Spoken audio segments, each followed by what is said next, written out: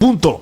Vamos ahora a conversar con el defensor del pueblo, Walter Gutiérrez, que ha hecho una invocación al Congreso.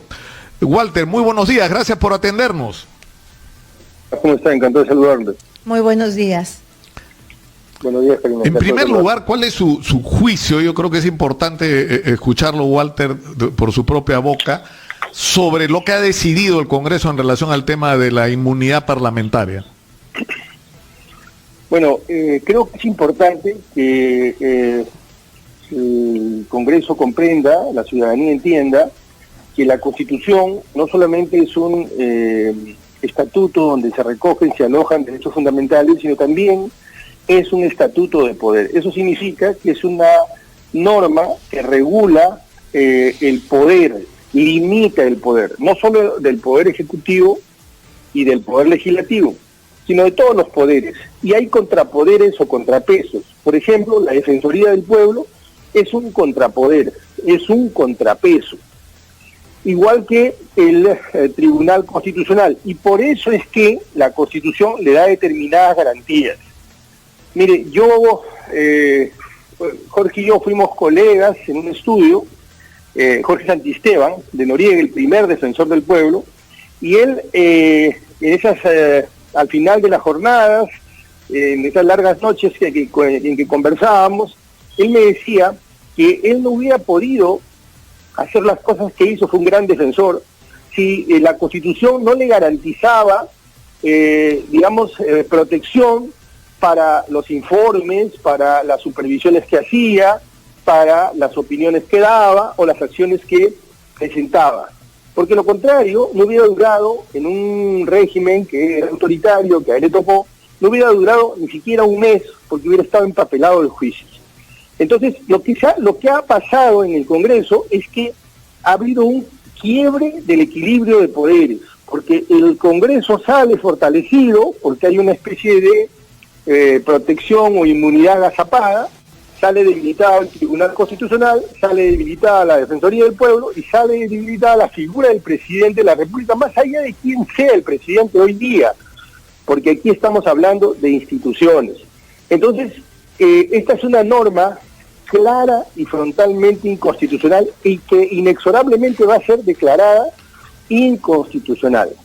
Entonces, mientras los poderes ejecutivo y legislativo están lidiados, el país está en emergencia. Tenemos un país en UCI, mientras que los poderes siguen discutiendo retazos o cuotas de poder. Esto es inaceptable. Tenemos al país... Sí. Defensor, sí. Para que la gente nos pueda entender y aterrizar esto, la Defensoría del Pueblo es la que defiende, pues, al pueblo de las decisiones de gobierno, de Estado. Es decir, ustedes necesitan de esa inmunidad para poder enfrentar algunas decisiones que afectan al pueblo. Y eso es lo que se ha quebrado. Es decir, ustedes, ¿con qué protección van a ir a decirle algo al Estado, al gobierno, a las decisiones de los ministerios, de las diferentes entidades, si no tienen protección? Mire, le pongo un ejemplo. En Ica, una autoridad está repartiendo medicinas como que estuviera repartiendo alimentos. Nosotros hemos denunciado esta situación. Está repartiendo ivermectina, ¿no? Con absoluta irresponsabilidad. Esto no lo podríamos hacer porque nos denunciarían si es que nosotros no tuviéramos esta garantía. Tampoco hubiéramos podido, el año 2017, principio del 2018, sacar este comunicado que se trajo abajo, esta iniciativa legislativa del anterior Congreso sobre libertad de expresión. Tampoco lo podríamos haber hecho nuestro pronunciamiento sobre la ley de publicidad. Tampoco sobre el alza de precios, que además en su programa creo que lo hemos mencionado hasta en más de una ocasión. La propia carta que el día de ayer hemos presentado al Congreso no la podríamos hacer. O, por ejemplo, acabamos de sacar el mapa del oxígeno, ¿ya? En todo el Perú. El Ejecutivo nos ha respondido diciendo que ese mapa no es exacto. Pero bueno, ellos debieron construirlo porque es inaceptable que no sepamos en tiempo real cuál es el stock de oxígeno, la producción de oxígeno y dónde hace falta oxígeno. Nada de estas cosas podríamos hacer porque algún descaminado, se le podría ocurrir que hay que denunciar porque hemos cometido delito de difamación, injuria o cualquier delito, porque sabemos de la vocación litigiosa que existe en muchas autoridades, y entonces paralizarían a la Defensoría del Pueblo. La Defensoría del Pueblo es la voz y es el mecanismo de acción de las más vulnerables. Entonces, no estarían pintados en la pared, en realidad, porque los atarían de manos. Así es. Entonces, como digo, ha habido un rompimiento del equilibrio de poderes porque la Defensoría, repito, también es un contrapoder, es decir, detiene, controla, ataja el poder. Y no es menos grave lo que ha pasado con el Tribunal Constitucional, ¿eh? Porque ahí también tenemos incluso instrumentos internacionales que garantizan el acceso a la justicia y la independencia de los magistrados, como la independencia del defensor del pueblo. En consecuencia, esta norma está preñada de inconstitucionalidades y herida de muerte definitivamente, porque tarde o temprano va a ser declarada inconstitucional. Pero lo grave es que salimos debilitados institucionalmente y estamos desenfocados porque la batalla no es esa. Ahora, la batalla es ahora lo que sorprende, contra... Walter, es que esto sí no ha estado en discusión. Sobre esto ha llamado la atención el congresista Lima Mani. O sea, el artículo 161, que es el que se refiere a la Defensoría del Pueblo, no estaba en discusión en la Comisión de Constitución. Y de repente, ¡paf!, aparece como por arte de magia en el Congreso, ¿no es cierto?, en el Pleno, y en minutos se resuelve un tema tan trascendente como modificar un artículo que se refiere a las atribuciones y limitaciones del Tribunal de la Defensoría del Pueblo y del Tribunal Constitucional en otros artículos, pero en este específicamente. Y además no nos han pedido a nosotros ni siquiera opinión para este tema, ni ha habido debate. No es poca cosa que no haya habido lo que se conoce el respeto del principio de deliberación. Para reformar la Constitución, el principio de deliberación señala que no se trata solo que los congresistas deliberen, que esto vaya a comisiones y que luego pase al Congreso. La deliberación demanda que la ciudadanía también participe, porque no hay que olvidar que nuestro Congreso es un Congreso unilateral, es decir, no tiene unicameral, no tiene cámara revisora, y al no tener cámara revisora es fundamental que haya un amplio, participativo y robusto debate, que no ha habido definitivamente. Además, tu pregunta, Nicolás, me permite recordar algo que es elemental, que es básico. Mire, así se cumplieran todas las formalidades y así se tuvieran todos los votos, hay cosas que no se pueden modificar en la Constitución. Por ejemplo, no se puede ni desaparecer ni limitar derechos fundamentales, como tampoco se puede debilitar la estructura, la arquitectura, el equilibrio de poderes. Eso tampoco, esas son cláusulas intangibles. Eso no lo puede hacer así votara por unanimidad el Congreso. El Congreso es un poder, porque el Congreso es un poder constituido. Eso solo le corresponde a lo que técnicamente se llama el poder constituyente. Es decir, una asamblea constituyente es la única que puede cambiar eso. Ellos están mandatados temporalmente. No pueden hacer lo que quieran con la Constitución. Entonces hay cláusulas que no pueden tocar. Porque, por ejemplo, podrían decir, bueno, como tenemos todos los votos y hemos seguido todo el procedimiento, vamos a restituir la esclavitud en el Perú. No se puede. Hay cosas que no se pueden hacer y esto es básico y tienen que entenderlo. El poder tiene límites. El poder de hacer leyes tiene límites. Defensor, pero ¿qué es lo que está sucediendo? Hay una avalancha de renuncias de los abogados constitucionalistas, los expertos que saben de esto, que saben que lo que se ha hecho en el Congreso ha desequilibrado pues el poder en el país. ¿Qué es lo que usted percibe como defensor de todos nosotros? ¿Qué percibe? ¿Qué cuestión subalterna hay ahí desde la Comisión de Constitución y luego en el Pleno mismo para atentar así contra la Constitución política del país? Bueno, a ver, tampoco, como defensor del pueblo, tampoco es que me inclino en un solo lado. Yo tampoco me banco la narrativa de un solo responsable. Es verdad que el Congreso ha tenido una reacción política, una pésima reacción política, una desavisada reacción política, pero también el Ejecutivo tiene parte de responsabilidad. La Defensoría no es que esté en un extremo, es que lo que sucede es que tanto el Congreso como el Ejecutivo deberían estar enfocados en dos temas fundamentales. Lo primero, ¿cómo sacamos de la emergencia al país? Mientras los ciudadanos están buscando oxígeno, UCIs, mientras más de 3 millones de personas no tienen trabajo en este país, el Ejecutivo y el Legislativo están guiados en un conflicto de poder. Eso es inaceptable. Y ahí hay responsabilidades compartidas. Por lo tanto, no es solo el Congreso. Creo que ahí hay un desenfoque. Y la segunda cosa es que se vienen elecciones para el 2021. Por lo tanto, es importante que también el Ejecutivo y el Congreso realicen todas las acciones en sus respectivas competencias para que tengamos elecciones que van a ser absolutamente inéditas en el sentido de que se van a dar en un contexto de pandemia. El jefe de la RENIEC, el jefe de la OMPE, el nuevo representante de la Fiscalía en el Jurado Nacional de Elecciones. Miren la tremenda agenda que tenemos y estamos aparcados, estacionados en un debate en un conflicto entre el Legislativo y el Legislativo que lo único que hace es debilitar las instituciones. Bueno, y usted hacer, sí. Walter, ¿qué hacer frente a esta situación? O sea, ¿qué es lo que debería ocurrir en el Congreso de la República para enderezar las cosas?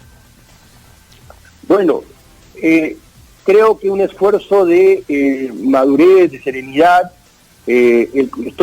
Hay congresistas, varios que tienen experiencia y podrían impulsar la reconducción, reevaluar y finalmente desestimar esta reforma. Pero al mismo tiempo, por el lado del Ejecutivo, el presidente en el primer mes de emergencia tuvo el acierto de tomar la iniciativa de la Defensoría y convocar al Consejo de Estado para dar una señal que el Estado tenía que estar unido y no dividido y peleándose. Y recuerde usted que hubo 3 y 4 sesiones, pero luego se aislaron. Luego fueron impermeables a las críticas. Nosotros no íbamos al Consejo a hacer comparsa, sino de colaborar críticamente. Entonces yo creo que el presidente también debería convocar al Consejo de Estado y abordar todos estos temas que aquí estamos hablando. Miren, los medios están haciendo un trabajo importante. Ya este es un espacio para poder decir estas cosas. Pero ¿por qué no puede crearse ese espacio con el presidente del Congreso, con el presidente del Poder Judicial, la Fiscal de la Nación, el Contralor, el presidente de la Junta Nacional de Justicia, el Tribunal Constitucional? Porque somos un Estado. Si no, parecemos un Estado de opereta, parecemos un archipiélago, ¿no es cierto?, de instituciones absolutamente invertebradas. Y así no vamos a poder vencer a la pandemia. Somos el 5º país en número de infectados, tenemos un subregistro enorme. Tenemos que hacer frente a esto de una buena vez. Entonces, eso es lo que a nosotros nos preocupa. Así que aprovecho el muy sintonizado programa que tienen ustedes para hablarle al presidente de la República y decirle que convoque a un Consejo de Estado para poder limar asperezas, para buscar puntos de encuentro y todos enderezados hacia la lucha y el combate contra la pandemia, para salir de esta emergencia sanitaria. Eso es lo que nosotros precisamente decíamos, que en realidad están enfrascados en una pelea de barras bravas y que lo esencial, lo que está afectando en este momento a la población, se está dejando de lado. Toda la agenda está en torno a este pleito, pero también tenemos el problema del oxígeno, el problema de las camas UCI, el problema de que no se termina de firmar este convenio con las clínicas. Ya son 16, pero en realidad no hay camas. Y siguen habiendo una serie de complicaciones para que te acepten en las clínicas, y lo que hemos venido hablando nosotros, los bancos, Defensor, los bancos están haciendo en realidad una carga, pero así del mal, para los peruanos que se han quedado sin nada, han perdido el trabajo, están en suspensión perfecta, tienen deudas, quieren pagarlas, pero les dan un fraccionamiento con un interés, pero de muerte. Un señor nos acaba de llamar y nos ha dicho que ha contado los intereses, que le va a salir a él 12,000 soles más de pago por el crédito que ha sacado. ¿Qué se puede hacer? No vemos ningún movimiento desde el Ejecutivo para solucionar este problema real. En este momento la gente está asfixiada económicamente también. Sin ninguna duda. Ahora que se está iniciando la reactivación económica, tenemos que tener claro que podemos entrar a una situación incluso más crítica, donde hay que proteger a la ciudadanía, protegerla en su salud. Por ejemplo, el Ejecutivo debería disponer de recursos para obsequiar mascarillas, porque eso va a salir infinitamente mucho más económico que poner aún más al límite el sistema sanitario. Generar información para poder saber muy bien dónde es que necesitamos oxígeno, saber cuánto va a demorar la importación de oxígeno, saber cómo tiene que distribuirse el oxígeno, convocar a la sociedad civil y cuando digo convocar a la sociedad civil y cuando digo convocar a las empresas, también hacerle entender al sistema financiero que esto también les afecta y definitivamente no pueden, ellos tienen que entender que estamos en una situación económica realmente terrible como nunca ha habido, y por lo tanto los intereses tienen que ser intereses muy, pero muy bajos. De lo contrario, lo único que están haciendo es llevar a un extremo que finalmente va a perjudicar a todos. La solución que plantea el Congreso, como creo que lo mencionamos en su programa en alguna anterior entrevista, tampoco es la salida, pero tampoco la que está planteando algunos bancos o un número importante de bancos, de hacer como que nada sucediera y cargar intereses. Hemos dicho que, por ejemplo, los créditos de consumo en el Perú son los más altos, más de 100 y pico %, mientras que en Colombia y en Chile no pasan de 30 y tantos %. Entonces, eso es inaceptable. Ya en estas circunstancias debiéramos tener una norma que permita, establecer un interés flat muy bajo, ¿no es cierto?, que debería venir de los propios bancos. Esta debería ser una iniciativa de los propios bancos. Pero no lo hacen, defensor, no lo hacen, o sea, a conciencia no lo hacen. Yo contaba, Walter, una conversación que tuve con una fuente del Banco Central de Reserva. Me decía: Nicolás, la solución ya la planteamos. O sea, le hemos planteado esto de este sistema de repos, según el cual el Banco Central de Reserva recibe los créditos que tienen los bancos, ¿no es cierto? Entonces los bancos reestructuran como en reactiva, ¿no es cierto? Reestructuran las deudas, le da a la gente plazos largos, le baja los intereses, no de una manera notable, pero sobre todo le da oxígeno a la gente, es decir, le da periodos de gracia para que la gente se recupere y pueda volver a pagar sus obligaciones con esos plazos más extensos y con esas tasas menores. Pero los bancos no quieren. ¿Por qué? Porque su negocio está ahí. Acabamos de escuchar, Walter, te están haciendo una oferta en el BCP que tú depositas 6,000 soles y al final del año cobras 17 soles más. Pero tú te prestas esos 6,000 soles y tú le tienes que pagar 9,000 soles al final del año. En el mejor de los casos, ¿sabes? Porque hay algunos en que tienes que pagar, si es tarjeta de crédito, 12,000 soles por esos 6,000 soles que te prestaste.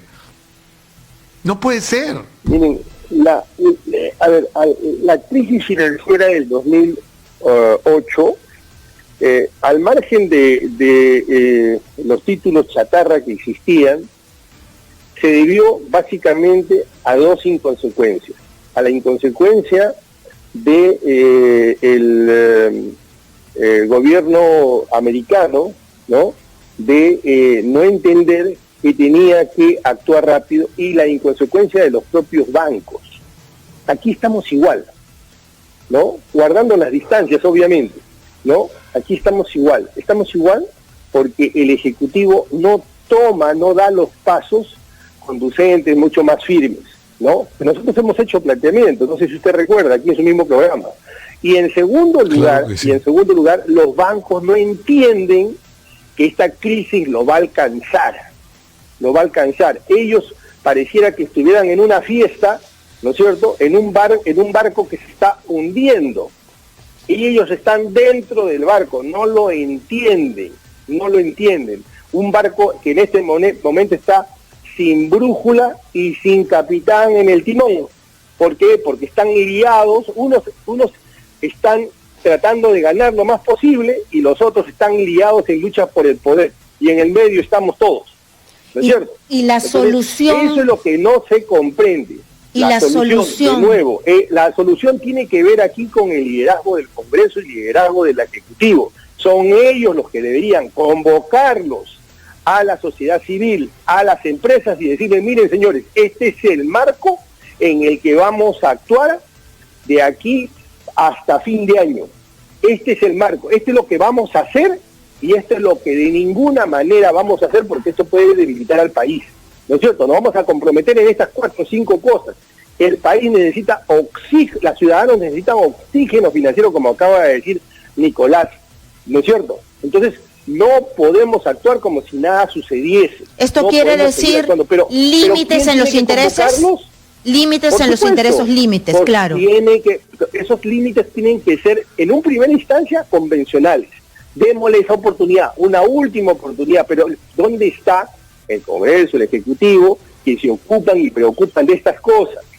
¿No? Es decir, convoquemos y digámosle, miren señores, no podemos seguir actuando como que estuviéramos en febrero del 2020. Esa realidad ya pasó. Por lo tanto, hoy como Ejecutivo, hoy como Congreso, este es el marco en el que vamos a actuar porque tenemos prioridades. Antes que el barco se termine de hundir y ustedes sigan en su fiesta y los otros peleándose en el otro extremo, tenemos que sacar adelante el barco. Usted ha dicho que hay que darle la oportunidad a los banqueros, ya. Pierden la oportunidad. Hay la posibilidad, porque no se les da la gana de perder nada, hay la posibilidad de un reactiva, deudor, reactiva peruano, que tengan ellos, todos los deudores, la posibilidad de acceder a esos intereses bajísimos que sí se les ha dado a las grandes empresas. No solamente hay posibilidad, necesita darse eso de todas maneras. No solamente yo diría que hay el deber, pero para eso lo primero que debería hacer el Ejecutivo y el Congreso, y particularmente el Ejecutivo, es convocarlos. El problema hoy día, Karina, es que yo siento que estamos desenfocados. Repito, hay 2 escenarios. Por un lado, tenemos al Congreso y al Legislativo peleándose, ¿no es cierto?, por el poder. Y por otro lado tenemos a un sector del sector privado en plena fiesta, como que nada pasara y ver cómo ganamos más. Ambos están desenfocados. Aquí todos tenemos que darnos cuenta que necesitamos salir de la crisis sanitaria y de la crisis económica. Y en esto todos tenemos que pagar nuestra cuota de esfuerzo. Los bancos, en primer lugar, también. Así es. Muchas gracias a Walter Gutiérrez, defensor del pueblo. Muchas gracias, buenos días. Por hablar claro, como a nosotros nos gusta además. Así es. Muy gentil, Walter, como siempre. Ha estado bien clara la cosa, Nicolás, nosotros nos tenemos... Claro, pero es que es clarísimo, Karina. Además, hay que abordar estos temas. Al tema de los bancos. Están locos. Es decir, no sé quién dirige esos viven bancos, en una burbuja, no se dan cuenta en una nube. Que lo que van a enfrentar... O sea, como dice el defensor, ya se acabó la fiesta. Están en fiesta todavía, señores. Pues, sí. No van a poder seguir cobrando esas tasas de interés porque la gente no puede pagarlas. Y lo que van a tener delante es una cesación masiva de pagos y los bancos se van a enfrentar al colapso de la intervención. Porque va a tener que intervenir la superintendencia para que no se mueran los bancos. ¿Cómo no se dan cuenta de que eso es por su propio interés? Es su sobrevivencia, pero no se dan cuenta, porque lo ciega esa visión absolutamente angurrienta que tienen sobre lo que es la relación con la economía. O sea, lo único que les interesa es ganar y ganar y ganar. Tienen en los ojos pegados soles. Un ejemplo buenísimo. Mira, tú, una vez más ya, depositas 6,000 soles en el banco, esa oferta que te ha llegado al banco. Imagínate. ¿Cierto? Y te ofrecen 17 soles 50 al final del año. Pero préstate 6,000 soles del banco. O sacas 6,000 soles con una tarjeta de crédito. A ver cuánto tienes que pagar al fin de año. De hablar, por 9,000 soles. Por eso 6,000, 9,000 soles, 10,000 soles, 12,000 soles. Y no estoy exagerando. Esas son las tasas de interés.